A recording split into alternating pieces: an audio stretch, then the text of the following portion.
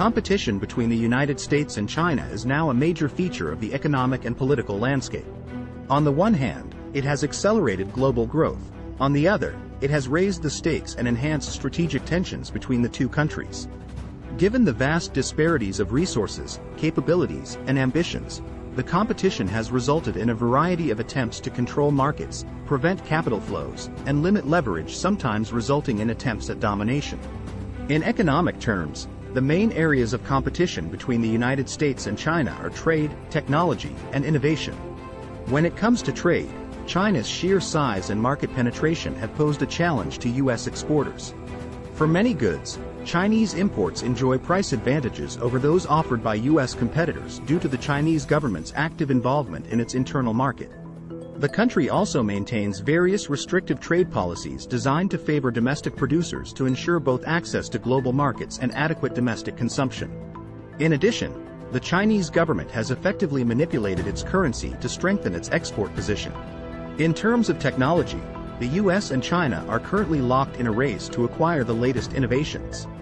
The Chinese government has poured immense resources into research and development, pushing the country to become a global leader in the technology industry. Chinese firms have gained an edge through patent protection and cyber espionage, while China's poaching of US high-tech talent has further fueled rivalry.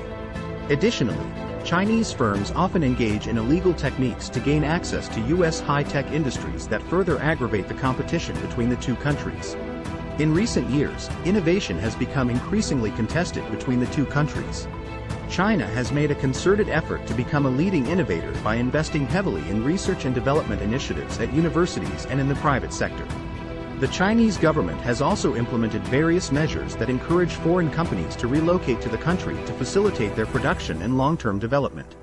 For their part, U.S. tech firms are investing heavily across the Chinese technology landscape, even as they encounter stiff competition from Chinese startups. Some experts have argued that the current competition between America and China is a zero-sum game, one in which both countries compete for resources while undermining each other's strategic goals. Others view it instead as a mutually beneficial dynamic, in which cooperation and collaboration can result in technological advances that benefit the whole world. Brookings Institution senior fellow Robert J. Shapiro has called for a new economic alliance between the two countries that would lead to rules-based competition that allows them to benefit from each other's strengths and market opportunities. Even as the competition between the United States and China intensifies, areas of common cause remain. It is in the self-interest of both countries to collaborate in areas such as international trade, investment, environmental protection, pandemic response, and nuclear disarmament. Furthermore, further coordination and dialogue between the two great powers can help ensure stability and peace in key flashpoints like the South China Sea.